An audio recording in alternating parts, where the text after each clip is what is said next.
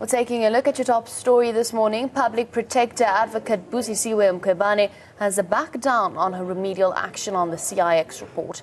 She says that following legal advice, she will not be opposing the Reserve Bank's review application. Despite withdrawing her legal action, Busisiwe Mkhwebane still stands by her remedial action on the Reserve Bank mandate in theory. She says the South African Reserve Bank needs to care about social welfare instead of just focusing on a narrowly stated mandate. Mkhwebane adds that if left unchanged, this narrow stated mandate could continue to enable decisions to be taken that prejudice the socio-economic interests of ordinary South Africans.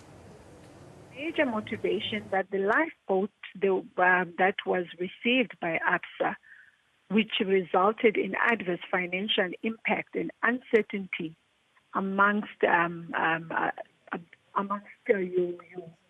normal people, your citizens.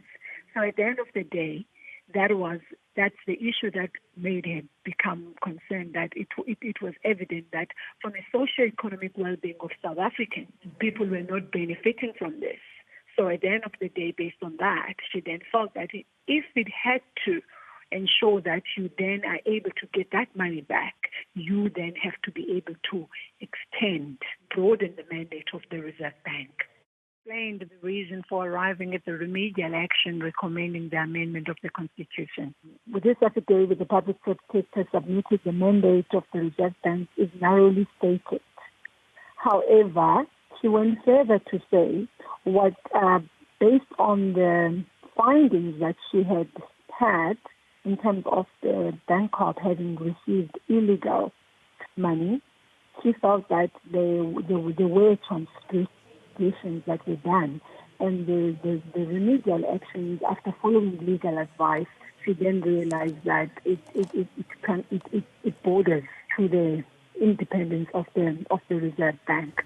The Speaker of Parliament, the Parliament, as well as the legal advisor of Parliament are missing the plot.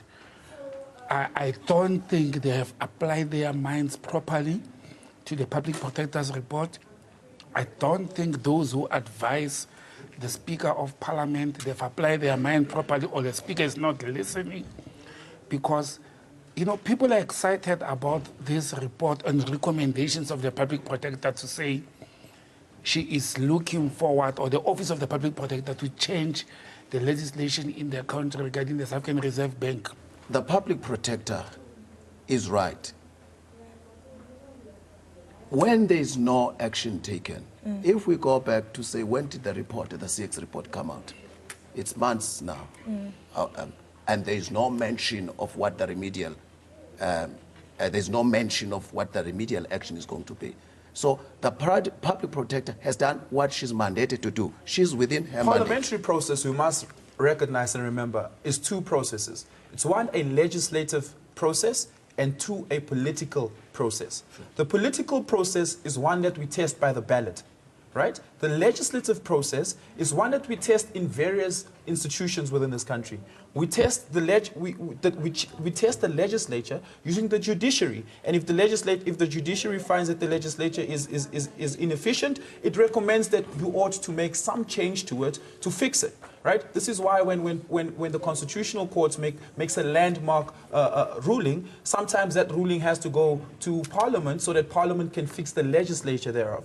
If we look at when the Constitution of the Republic was passed, geopolitically, the world has changed. The world is a different place. Therefore, it cannot be incorrect that for a judicial organ, such as the Public Protector, can actually make a finding under our Constitution that this Parliament should have done the job that ordinarily it was supposed to do.